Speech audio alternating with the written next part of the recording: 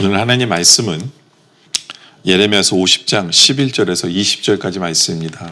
나의 소유를 노력하는 자여, 너희가 즐거워하며 기뻐하고 타작하는 송아지같이 발꿈을 구르며 군마같이 우는도다. 그러므로 너희의 어머니가 큰 수치를 당하리라. 너희를 낳은 자가 치욕을 당하리라. 보라, 그가 나라들 가운데의 마지막과 광야와 마른 땅과 거친 계곡이 될 것이며, 여호와의 진노로 말미암아 주민이 없어 완전히 황무지가 될 것이라. 바벨론을 지나가는 자마다 그 모든 재난에 놀라며 탄식하리로다. 바벨론을 둘러 대열을 벌이고 활을 당기는 모든 자여, 화살을 아끼지 말고 쏘라. 그가 여호와께 범죄하였습니다. 그 주위에서 고함을 지르리로다. 그가 항복하였고 그 요새는 무너졌고 그 성벽은 허물어졌으니 이는 여호와께서 그가 행한 대로 그에게 내리시는 보복이라. 그가 행한 대로 그에게 갚으시는 도다. 파종하는 자와 추수띠에 낫을 잡은 자를 바벨론에서 끊어버리라. 사람들이 그 압박하는 칼을 두려워하여 각기 동족에게로 돌아가며 고향으로 도망하리라. 이스라엘은 흩어진 양이라 사자들이 그를 따르도다. 처음에는 아수르 왕이 먹었고 다음에는 바벨론의 느부갓네살 왕이 그의 뼈를 꺾도다.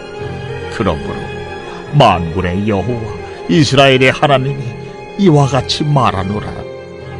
보라, 내가 아수르의 왕을 벌한 것 같이 바빌론의 왕과 그 땅을 벌하고 이스라엘을 다시 그의 목장으로 돌아가게 하리니 그가 갈멜과 바산에서 양을 기를 것이며 그의 마음이 에브라임과 길르앗산에서 만족하리라. 그날 그때에는 이스라엘의 죄악을 찾을지라도 없겠고 유다의 죄를 찾을지라도 찾아내지 못하리니 이는 내가 남긴 자를 용서할 것임이라. 이 말씀을 계속해서 그 갈대아 사람, 즉 바벨론의 멸망에 대해서 하나님께서 설명해 주고 계시는 부분입니다. 먼저 하나님은 그런 말씀을 하십니다. 왜 이 바벨론을 칠 수밖에 없는지, 왜 심판할 수밖에 없는지. 그 이유가 1절에 나옵니다. 나의 소유를 노력하는 자여. 하나님은 이스라엘 백성을 뭐라고 표현하냐면 내 것이다 라고 표현합니다. 내 소유, 내 것이라고 표현해요. 그러니까 바벨론이 하나님의 백성을 친 것은 하나님의 소유를 빼앗은 거랑 마찬가지예요. 예, 하나님의 소유를 친 것과 마찬가지다 라고. 그렇기 때문에 이들은 심판을 당하는 것이다. 또 어떤 면에서는 하나님께서는 하나님의 소유를 얼마만큼 심판하도록 그들에게 맡기긴 맡겼어요. 그렇죠? 근데 문제는 뭐냐면 계속 읽어보면 너희가 즐거워했다는 거예요. 너희가 즐거워했다. 그리고 너희가 기뻐했다. 그리고 타작하는 송아지같이 발굽을 구르며 군마같이 우는도다. 그러니까 그들이 도가 넘어섰다는 거죠. 하나님의 것인데 예? 하나님이 허락하신 것만큼보다 도를 넘어서 예, 그렇게 하면서 하나님의 마음은 상관없이 그냥 기뻐하고 즐거워하면서 사람을 죽이기를 기뻐하며 즐거워했다라는 거예요. 그것이 문제라는 거죠. 그래서 그들을 심판할 수밖에 없다. 그래서 12절에는 그러므로 너의 어머니가 큰 수치를 당하리라. 그렇죠? 너희를 낳은 자가 치욕을 당하리라. 보라, 그가 나라들 가운데 마지막과 광야와 마른 땅을 거친 계곡이 될 것이며. 여러분들, 이 죄악이라는 건요, 우리는 내가 이렇게 죄를 지면 그 심판이 꼭 나에게 임할 때 우리는 내 죄 때문이다 라고 깨닫는 그런 부분들이 있어요. 그렇죠? 근데 항상 그런 게 아니에요. 어쩔 때는 나의 죄로 말미암아 나도 모르게 다른 사람이 그것에 대한 아픔을 겪게 되는 경우도 생기는 게 죄예요. 그래서 죄라는 게 무서운 거거든요. 예. 내가 죄를 졌는데 당장에 심판이 있고 당장에 안 좋은 일이 있으면 세상에 죄 안 질 사람이 없잖아요. 그렇죠? 오늘 말씀도 마찬가지예요. 죄는 바벨론에 졌는데 그의 어머니들이 마음 아파하고 그의 어머니들이 상처를 받는 것. 그거 마찬가지예요. 그게 죄의 속성이에요. 예. 죄는 내가 졌는데 내 주위에 있는 사람들이 아파하고 내 주위에 있는 사람들이 상처를 받고 아픔을 겪게 되어지는 그런 것들이 죄악이에요. 죄악이죠. 그때 우리는 죄를 미워해야 돼요. 예. 죄라는 게 얼마나 끔찍한 것인가를 우리는 깨달아야 되는 것이다 라는 거죠. 하나님의 것을 그들 마음대로 했기 때문에 하나님이 허락하신 것 이상으로 그들은 그들이 무력을 사용했기 때문에 하나님께서는 그들을 치실 수밖에 없었다라는 거죠. 그러면서 하나님께서 말씀하시는 게 뭐냐면 하나님은 다른 나라의 손을 빌려서 심판하신 하나님이신 것을 보게 돼요. 그죠? 그 14절에 보면 바벨론을 둘러 대열을 벌이고 활을 당기는 모든 자여 화살을 아끼지 말고 쏘라 그가 여호와께 범죄하였습니다. 그렇죠. 하나님께서는 이제 북쪽에 있는 페르시아를 통해서 그 바벨론을 치는데 하나님의 작전 명령이 내려와요. 그 작전 명령이 뭐냐면 모든 화살을 바벨론을 쏘라는 거예요. 활로써 그 성을 무너뜨리라. 활로써 승리해라. 라는 게 하나님의 작전 명령이에요. 작전 명령이죠. 또 하나님께서는 15절에 보면 그 주위에서 고함을 지르로다. 그가 항복하였고 그 요새는 무너졌고 그 성벽은 허물어졌으니 이는 여호와께서 그가 행한 대로 그에게 내리시는 보복이라. 그가 행한 대로 그에게 갚으시리로다. 또 다른 작전 명령 오면요. 소리를 치는 거예요. 고함을 치는 거죠. 주위에서 고함을 쳐요. 그럼 바벨론의 사기가 떨어지고 그렇죠. 싸울 의력이 안 생기겠죠. 그리고 이쪽 팀은 더 사이가 더 나고 힘을 내서 이길 수 있게 되겠죠. 고함을 치라.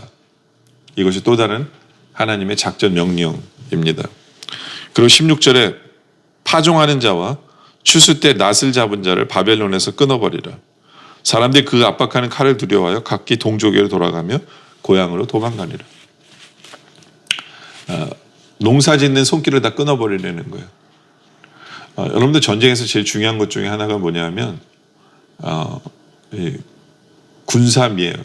군인들에게 줘야 될 양식이에요. 그걸 다 끊어버리면 군사들은 먹을 것이 없겠죠. 이것도 작전 중에 하나거든요. 하나님께서 내리신 작전이에요. 하나님 이 세 가지의 작전을 통해서 북쪽의 나라들한테 알리면서 그렇게 그 나라를 무너뜨리라라고 하나님은 말씀을 하시는 거죠. 근데 중요한 것은 하나님은 다른 사람의 손을 빌려서 다른 나라를 빌려서 하나님의 심판을 이루시는 분이다 라는 거죠. 그렇죠. 꼭 우리가 어떤 심판을 보면서 하나님이 막 뭘 하시는 것을 우리는 보지 않아요. 우리 주위에 있는 것을 가지고 심판하시는 하나님이시다라는 것을 우리가 알 필요가 있어요. 그래서 더 깨어있을 필요가 있죠. 우리 주위에 있는 되어지는 일들을 보면서 하나님을 경험하고 하나님의 손길을 체험하고 그렇죠? 하나님 뜻하신 바를 볼 수 있는 우리들이 되기를 원합니다. 그래서 회개할 것은 회개하고 바로 회개할 것은 회개하고 감사할 것은 감사하는 바로 우리들이기를 원합니다. 그래서 하나님께서 17절에 그런 말씀하세요. 이스라엘은 흩어진 양이라. 그렇죠. 이스라엘은 이게 문제였어요. 하나님 말씀 안 듣고 목자만 안 듣고 막 흩어져서 지갈 길 간 거예요. 그러다 보니까 사자들이 그를 따르더라. 그러니까 잡혀먹을 수밖에 없는 거예요. 강대국에 잡혀먹을 수밖에 없는 거죠. 목자를 떠나서 지 마음대로 사니까. 그래서 처음에는 어떻게 합니까? 아수르 왕에게 먹었고 다음에는 바벨론의 느부갓네살 왕의 그의 뼈를 꺾도다. 느부갓네살 왕이에요. 바벨론에게도 지고. 근데 하나님은 참 감사하게도 그대로 내버려 두시는 것이 아니라 18절에 그러면 만군의 여호와 이스라엘 하나님이 이와 같이 말하노라. 보라 내가 아수르의 왕을 벌한 것 같이 바벨론의 왕과 그 땅을 벌할 것이다. 라고 이스라엘 백성들에게 말씀하세요. 그래서 이스라엘 다시 그의 목장으로 돌아가게 하리니 그가 갈렙과 갈멜과 바산에서 양을 기를 것이며 그의 마음이 에브라임과 길라산에서 만족하리로다. 하나님께서는 다시 이스라엘 백성의 회복을 약속하시는 거죠. 회복을 약속하세요. 회복을 약속하시면서 말씀하시는 게 20절이에요. 여호와의 말씀이니라. 그날 그때는 이스라엘의 죄악을 찾을지라도 없겠고 유다의 죄를 찾을지라도 찾아내지 못하니 이는 내가 남긴 자를 용서할 것이니라. 그렇죠? 하나님께서 용서해 주시기 때문에 그들의 죄를 찾지 못한다. 근데 이 회복과 죄사함은 이렇게 연관이 있어요. 회복되기 위해서는 가장 먼저 해야 되는 게 뭐냐면 죄사함이에요. 우리 삶도 마찬가지예요. 여러분들 우리가 어떤 부분에 있어서 회복되기를 원하십니까? 그렇다면 내가 회개할 것이 뭔가를 생각해 봐야 돼요. 먼저 회개할 것이 먼저. 그리고 하나님 앞에 회개하는 것이 먼저입니다. 그럴 때 회복해야 하는 하나님의 은혜를 체험하게 되는 거죠. 참 감사한 것은 우리의 모든 죄를 사해 주시는 우리 예수님이 우리의 항상 함께 계세요. 우리가 어떤 죄를 지었든지 간에 주님 앞에 회개하면 주님께서는 용서해 주세요. 그리고 회복의 시작을 이루시는 것이죠. 그것을 통해서. 우리 앞에는 항상 준비되어 있는 거예요. 그 회복이. 그래도 우리가 고민해야 돼요. 고민해야 돼요. 바벨론은 자기들이 하나님의 것을 마음대로 했음에도 불구하고 자기들의 잘못을 몰랐어요. 우리는 어떠합니까? 우리는 하나님의 것을 우리 마음대로 하는 것은 없습니까? 네. 우리 주위에 있는 하나님의 백성들을, 우리 주위에 있는 하나님 형제자매들을 아프게 한 적은 없습니까? 그렇다면 우리 죄를 바로 회개해야 돼요. 그래야 회복이 있는 거예요. 그렇죠? 우리는 죄를 무서워해야 돼요. 이 죄라는 건 꼭 나에게만 닥치는 게 아니라 내 주위에 있는 사람들에게 아픔을 주고 상처를 줄 수 있는 부분이기 때문에 우리는 죄에 대해서 깨어있고 그래서 바로 회개하고 회복을 향해 나아가야 된다라는 것이죠. 그렇죠? 항상 하나님은 다른 것을 사용하셔서 꼭 뭐 하나님이 내가 했다라고 하신 게 아니라 내 주위에 있는 다른 것들을 통해서 우리로 깨닫기를 원하십니다. 그래서 우리는 깨어있기를 원해요. 깨어있어서 늘 회개할 것은 바로 회개하고 그리고 회복의 길을 걸어가는 그런 지혜로운 깨어있는 성도가 되어지시길 주님의 이름으로 축원합니다. 기도드리겠습니다. 아버지 하나님 감사합니다. 항상 주님이 예수님이 내 옆에 계셔서 우리가 어떤 죄를 짓든지 간에 회개하면 우리 죄를 사하시고 우리를 변화시켜 주신 주님이 계시기에 감사합니다. 우리가 깨어있게 하여 주시옵소서. 우리가 주님의 것을 빼앗고 주님의 사람들에게 아픔을 주고 그런 부분이 있다면 깨어있어서 빨리빨리 회개케 하여 주시옵소서. 꼭 나에게 어떤 어려움이 생기지 않더라도 죄라는 것은 항상 내 주위에 아픔을 주는 것들이기 때문에 늘 죄를 미워하고 깨닫게 하여 주시옵소서. 항상 하나님의 심판이 아닌 것처럼 느껴지고 하나님이 다른 것들을 사용하실 때 우리는 바로바로 깨달아서 바로바로 회개하고 주님 앞에 자복하며 나아가는 우리들 되어줄 수 있도록 주님 인도하여 주시옵소서. 아버지 하나님 주님의 보혈의 은혜에 감사드리오며 또 계속되는 기도 속에 함께해 주셨길 바라며 예수님의 이름으로 간절히 기도드립니다. 아멘.